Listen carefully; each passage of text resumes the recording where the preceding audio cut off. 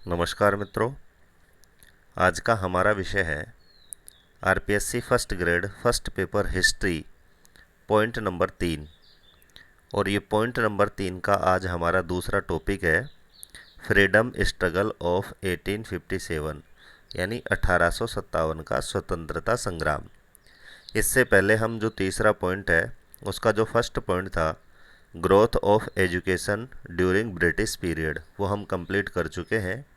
उसी क्रम में आज ये हिस्ट्री के तीसरे पॉइंट का जो दूसरा पॉइंट है उसको आज के इस वीडियो में हम स्टार्ट करने जा रहे हैं। तो 1857 का जो स्वतंत्रता संग्राम है ये हम भारत के संदर्भ में आज पढ़ेंगे, क्योंकि इससे पहले राजस्थान के संदर्भ में हम 1857 का जो स्वतंत्रता संग्राम है वो कंप्लीट कर चुके हैं। तो आज के इस वीडियो में हम भारत के जो 1857 का जो स्वतंत्रता संग्राम है उसमें दो पॉइंटों पर आज के इस वीडियो में हम चर्चा करेंगे।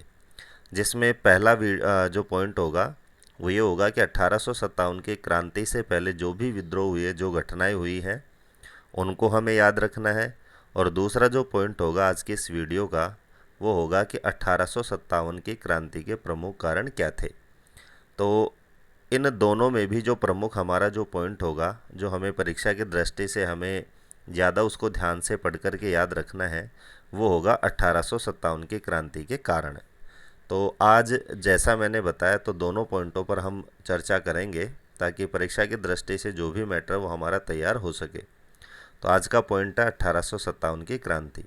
तो मैंने जैसे आपको पहले ही बताया था कि आज के इस वीडियो में हम दो बिंदुओं पर चर्चा करेंगे, जिसमें पहला जो बिंदु होगा वो होगा 1857 से पूर्व के सैनिक विद्रोह। यानी 1857 की क्रांति एक अचानक होने वाली क्रांति नहीं थी। 1857 की क्रांति से पहले छोटे छोटे ऐसे विद्रोह हुए थे जिन विद्रोहों ने मिलकर ही एक बड़ी क्रांति को जन्म दिया था।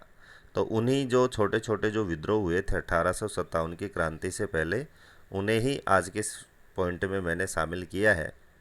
तो सबसे पहले विद्रोह यानी सबसे पहली घटना की बात करें तो 1764 में बक्सर युद्ध के दौरान भारतीय सैनिकों द्वारा अंग्रेज़ों के खिलाफ किया गया पहला विद्रोह था। तो भारतीय सैनिकों के द्वारा ब्रिटिश शासन के खिलाफ किया गया पहले विद्रोह की हम बात करें तो वो था बक्सर युद्ध के दौरान किया गया विद्रोह। और बक्सर युद्ध के दौरान जो विद्रोह किया गया था वो कब किया गया था? 1764 में। और यह जो सैनिक टुकड़ी थी जिसने विद्रोह किया था, ये किसके अधीन थी? ये थी हेक्टर मुनरो के अधीन। तो यहाँ पर जितने भी जो आपको महत्वपूर्ण पॉइंट लगते हैं परीक्षा की दृष्टि से कि 1857 की क्रांति से पहले पहला भारतीय विद्रोह कौन सा था, तो उसका भी जवाब हो जाएगा बक्सर युद्ध के दौरान किया गया भारतीय विद्रोह। और ये कब किया गया था? ये किया गया था 1764 में। और यह जो टुकड़ी थी वो किसके अधीन थी? ये थी हेक्टर मुनरो के अधीन। दूसरे पॉइंट की बात करें तो 1769 में लॉर्ड क्लाइव के सैनिकों ने विद्रोह किया था, क्योंकि भारतीय सैनिकों को क्लाइव द्वारा दोहरा भत्ता नहीं दिया गया था। तो जैसे 1764 में पहला विद्रोह होता है, ठीक उसी तरह से 1769 में दूसरा विद्रोह होता है। और ये जो विद्रोह होता है वो किसके खिलाफ किया जाता है? लॉर्ड क्लाइव के सैनिकों के द्वारा ये विद्रोह किया जाता है। और क्यों किया जाता है? क्योंकि जो लॉर्ड क्लाइव था उसने भारतीय सैनिकों को मिलने वाला जो दोहरा भत्ता था उसको उसने बंद कर दिया था। अगले पॉइंट की बात करें तो 1806 में भी एक विद्रोह होता है। और ये जो विद्रोह होता है कहाँ होता है? वेल्लोर के सैनिकों के द्वारा ये विद्रोह किया जाता है। तो यहाँ से प्रश्न बनता है कि वेल्लोर के सैनिकों ने विद्रोह कब किया था? तो यहाँ पर जवाब हो जाएगा 1806 में। तो जो भी चीज़ है जहाँ पर सन पूछने लायक पॉइंट है वहाँ पर आपको सन याद रखना है, और जहाँ पर स्थान संबंधी प्रश्न आने के चांस है वहाँ पर आपको स्थान याद रखना है। नेक्स्ट पॉइंट है कि 1824 में 47वीं नेटिव इन्फेंट्री ने भत्ता नहीं मिलने के कारण बर्मा के युद्ध में जाने से इनकार कर दिया। तो यहाँ से प्रश्न बनता है कि कौन सी नेटिव इन्फेंट्री ने बर्मा के युद्ध में जाने से इनकार कर दिया? तो यहाँ पर हमारा पहला जवाब होता है 47वीं नेटिव इन्फेंट्री ने। या फिर दूसरा जो प्रश्न बनता है वो बनता है कि 47वीं नेटिव इन्फेंट्री ने विद्रोह कब किया? तो उसका जवाब हो जाएगा 1824 में। नेक्स्ट पॉइंट है 1825 में असम के तोपखाने के सैनिकों ने विद्रोह किया। तो जैसे यहाँ पर दो ही चीज़ें प्रमुख है, एक तो है स्थान और एक है सन। तो यहाँ पर आपको जो चीज़ याद रखनी है वो आपको सन और स्थान याद रखना है। तो यहाँ से जो पॉइंट में जो प्रश्न बनता हुआ कि असम के तोप खाने के सैनिकों ने विद्रोह कब किया, तो इसका जवाब हो जाएगा 1825 में। 1844 की बात करें तो 1844 में 64वीं रेजिमेंट ने सिंध अभियान में जाने से मना कर दिया। तो यहाँ से जो प्रश्न बनता वो होता है कि 64वीं रेजिमेंट ने विद्रोह कब किया, तो इसका जवाब हो जाएगा 1844 में। या फिर 64वीं रेजिमेंट ने कौन से अभियान में जाने से मना कर दिया, तो उसका जवाब हो जाएगा सिंध अभियान में जाने से उसने मना कर दिया था। नेक्स्ट बिंदु में हम बात करते हैं कि 26 जनवरी 1857 को बहरामपुर की 19वीं नेटिव इन्फेंट्री ने अपने अधिकारियों का आदेश मानने से मना कर दिया। तो यहाँ से प्रश्न बनता है कि बहरामपुर की 19वीं नेटिव इन्फेंट्री ने विद्रोह कब किया, तो इसका जवाब हो जाएगा 26 जनवरी 1857। तो इसको इस तरह से जैसे मैंने पॉइंट बनाया है इस तरह से लिखकर भी आप याद कर सकते हैं, और दूसरा जो तरीका है वो आप एक टेबल बना के भी लिख सकते हैं।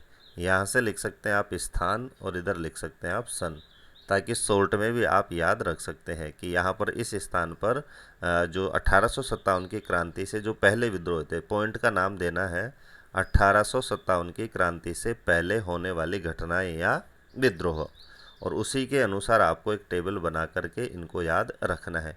और इनके साथ कोई दूसरा महत्वपूर्ण पॉइंट आपको लगता है कि परीक्षा की दृष्टि से उसे हमें याद रखना चाहिए, उसको भी आप कोष्टक में उसे शामिल कर सकते हैं। नेक्स्ट बात करें तो 24 मार्च 1857 को बैरकपुर की 34वीं नेटिव इन्फेंट्री ने मंगल पांडे के नेतृत्व में विद्रोह किया। 8 अप्रैल को मंगल पांडे को फांसी दे दी गई। बहुत ही महत्वपूर्ण घटना थी और यहीं से जो 1857 की जो क्रांति का है वो जन्म होता है। तो यहाँ पर जो मंगल पांडे के नेतृत्व में जिस सैनिक टुकड़ी ने विद्रोह किया था उसका नाम आपको याद रखना है 34वीं नेटिव इन्फेंट्री। और ये कहाँ पर तैनात थी, ये बैरकपुर में तैनात थी। और या फिर दूसरे तरीके से घुमा के ये प्रश्न पूछता है कि बैरकपुर की 34वीं नेटिव इन्फेंट्री ने किसके निर्देशन में विद्रोह किया, तो वहाँ पर हमारा जवाब हो जाएगा मंगल पांडे के नेतृत्व में। और कब किया गया, 24 मार्च 1857 को। और इसी क्रम में इस विद्रोह को दबाने के लिए, ताकि ये विद्रोह ज़्यादा न फैले और सैनिकों में जो प्रतंत्रता गुलामी के खिलाफ जो भावना भरी हुई थी वो ज़्यादा न भड़के, इसी क्रम में उसको दबाने के लिए 8 अप्रैल को मंगल पांडे को फांसी दे दी गई।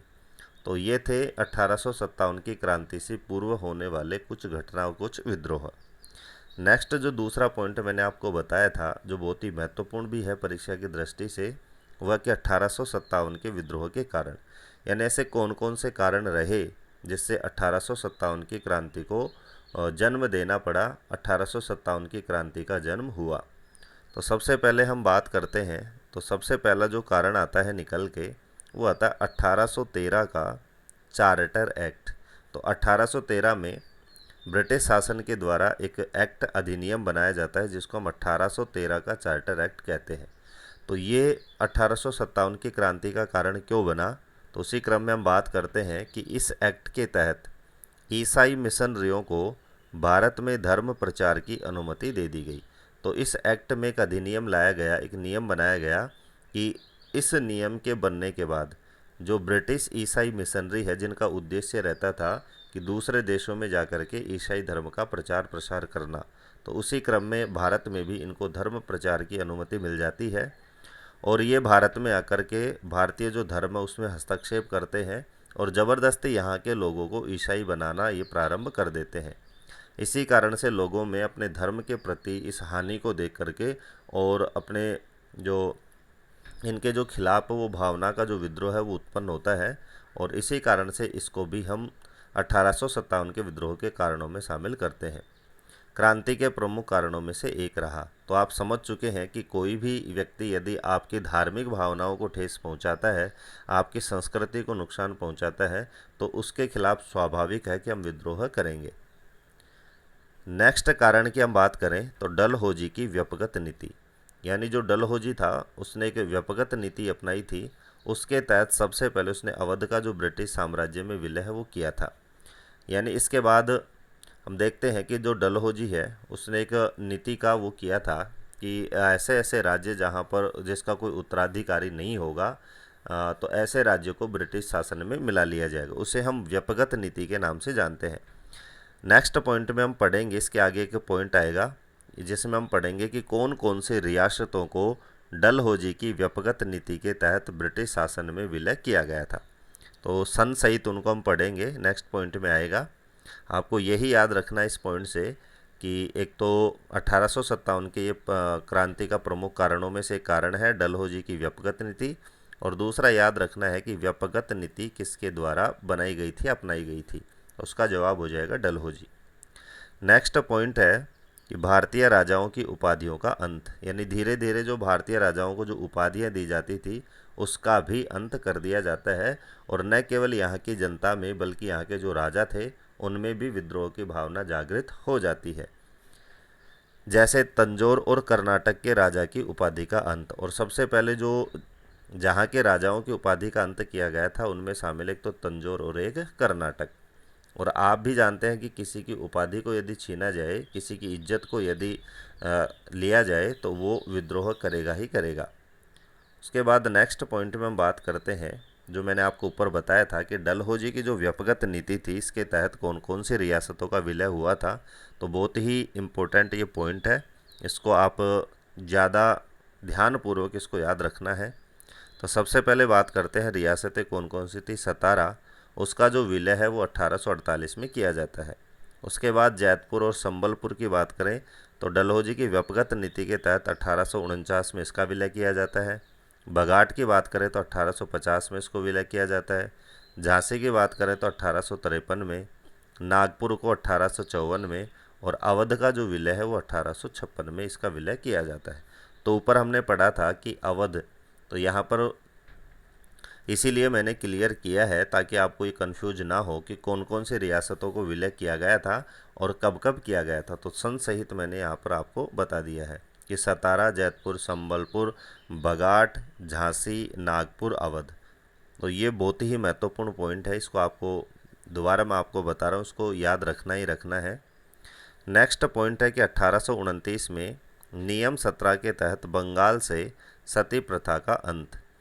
तो जिस तरह से आप देख सकते हैं कि ये भी एक धार्मिक भावनाओं से जुड़ा हुआ एक मुद्दा था कि उस समय भारत में सती प्रथा बहुत ही ज़्यादा थी, और सती प्रथा को ब्रिटिश शासन ने 1829 में एक अधिनियम बना करके उस पर रोक लगाती थी। सो सबसे पहले जो रोक लगी थी वो बंगाल में यहाँ पर ये नियम बना था, और 1830 में ये कानून संपूर्ण भारत में लागू हो चुका था।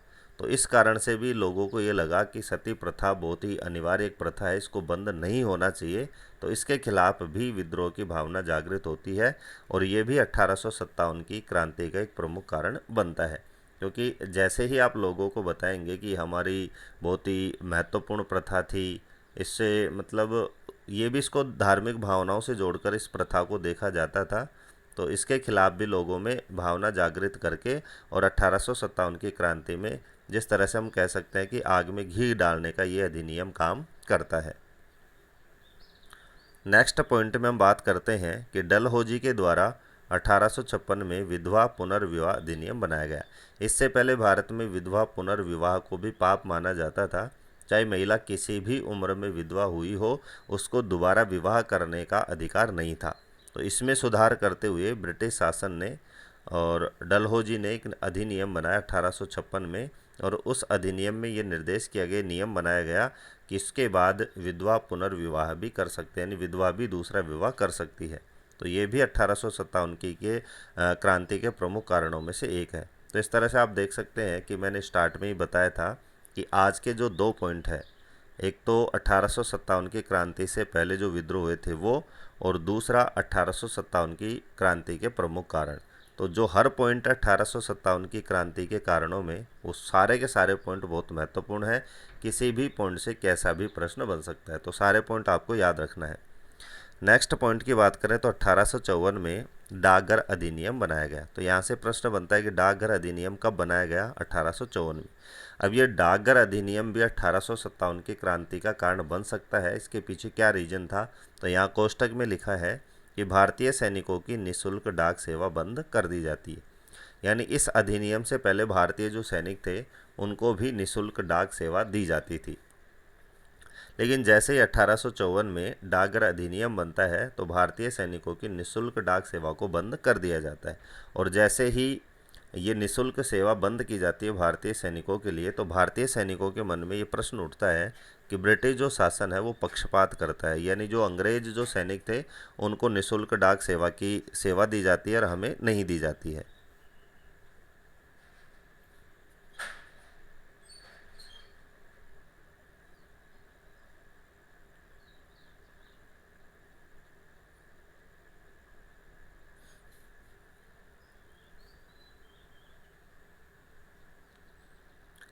नेक्स्ट पॉइंट की हम बात करें तो नेक्स्ट पॉइंट है कि अफगान युद्ध जो 1838 से 42 तक चलता है, पंजाब युद्ध जो 1845 से 49 तक चलता है, आदि युद्धों में कंपनी की पराजय होने के कारण ये भ्रम टूट गया कि ब्रिटिश सेना अपराजय है।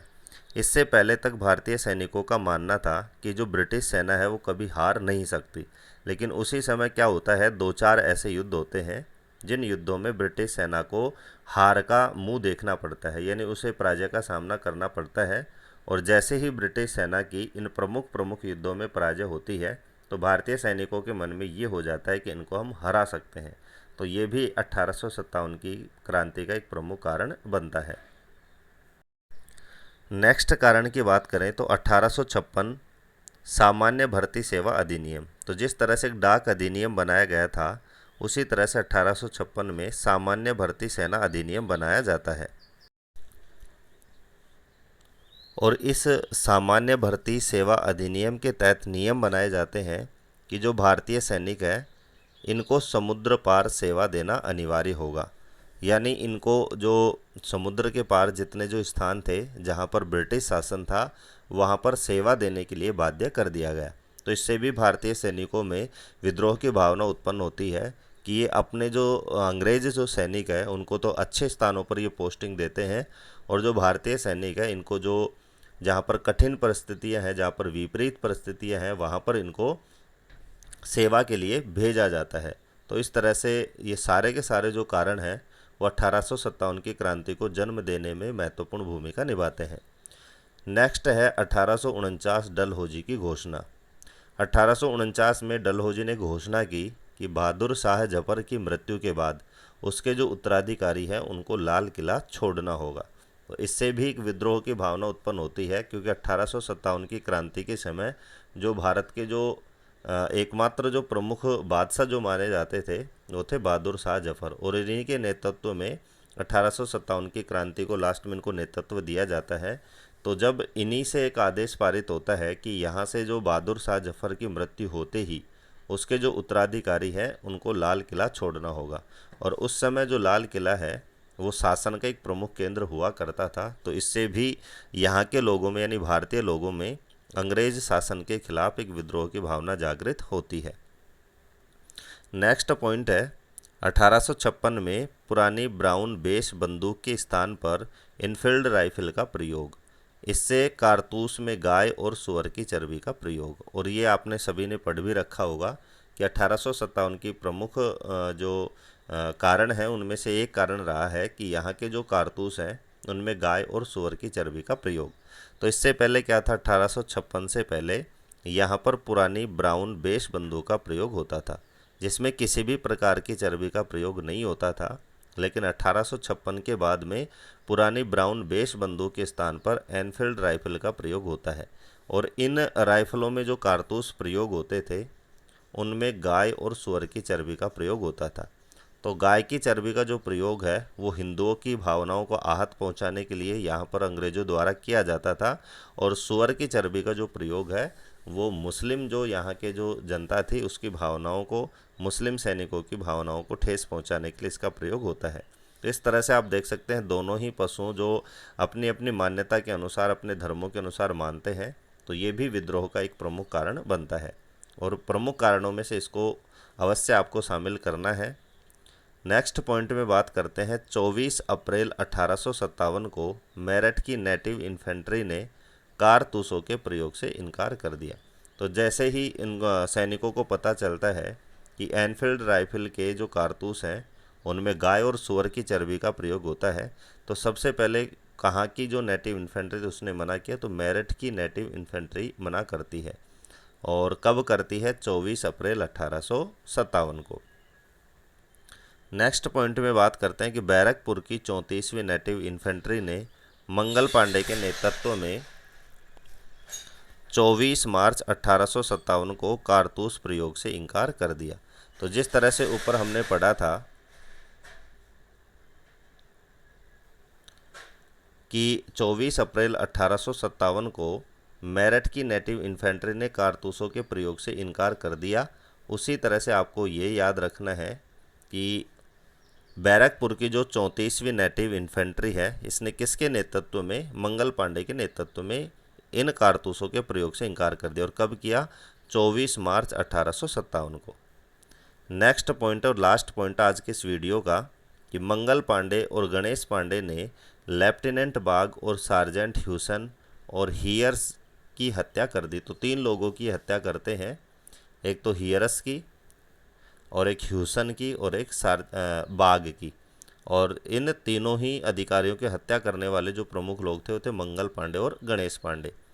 और होम्स ने मंगल पांडे को आतताई बताया। तो यहाँ पर कोष्टक में मैंने इस पॉइंट को भी शामिल किया है कि मंगल पांडे को आतताई किसने बताया, तो इसका जवाब हो जाएगा होम्स ने।